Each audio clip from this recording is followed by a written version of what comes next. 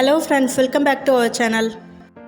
இன்றைக்கி நம்ம சேனலில் சத்துக்கள் அதிகமாக உள்ள சக்கரவள்ளி கிழங்கை வச்சு எப்படி லட்டு பண்ணுறதுன்னு பார்க்க போகிறோம். அதுக்கு 2 சக்கரவள்ளி கிழங்கு எடுத்திருக்கேன். அதை நல்லா கழுவிட்டு தொலியெல்லாம் ரிமூவ் பண்ணிடலாம். தொலியெல்லாம் ரிமூவ் பண்ணதுக்கப்புறமா ஓரங்களில் காஞ்சிருக்கும், அதையும் கட் பண்ணிவிட்டு நல்லா ரவுண்டாக குட்டியாக கட் பண்ணி எடுத்துக்கலாம்.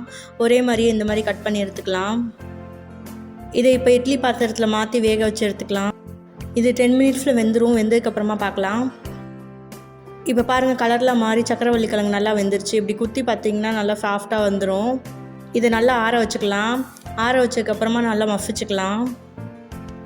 பாருங்கள், இந்த மாதிரி நல்லா மசிச்சுக்கலாம். நல்லா மசிச்சதுக்கப்புறமா 1 பிஞ்ச் உப்பு, 1 பிஞ்ச் ஏலக்காய் தூள், 3 ஸ்பூன் தேங்காய் துருவல், 2 ஸ்பூன் நாட்டு சக்கரை, இது எல்லாத்தையும் சேர்த்து நல்லா கலந்து விட்டுக்கலாம். சக்கரவள்ளி கிழங்கு கொஞ்சம் ஸ்வீட்டாக இருக்கிறதுனால ரொம்ப இனிப்பு தேவைப்படாது. இப்போ பாருங்கள், எல்லாத்தையும் இந்த மாதிரி ஒன்றா சேர்த்து கலந்து விட்டதுக்கப்புறமா லட்டு பிடிச்சிடலாம். உங்களுக்கு எந்த சைஸில் லட்டு வேணுமோ அந்த சைஸில் லட்டு பிடிச்சிக்கலாம். லட்டு பிடிக்க ரொம்பவே ஈஸியாக வரும், ரொம்ப சாஃப்டாகவும் இருக்கும். இப்போ பாருங்கள், லட்டு பிடிச்சாச்சு. இந்த மாதிரி எல்லாத்தையுமே லட்டு பிடிச்சிடலாம். இப்போ பாருங்கள், லட்டு பிடிச்சாச்சு. உங்கள் குழந்தைங்களுக்கு விருப்பமான ஷேப்பில் கூட நீங்கள் அச்சு வச்சு எடுத்துக்கலாம். அப்போனா ரொம்ப விருப்பப்பட்டுவே சாப்பிடுவாங்க. சக்கரவள்ளி கிழங்குல நிறையா சத்துக்கள் இருக்குது.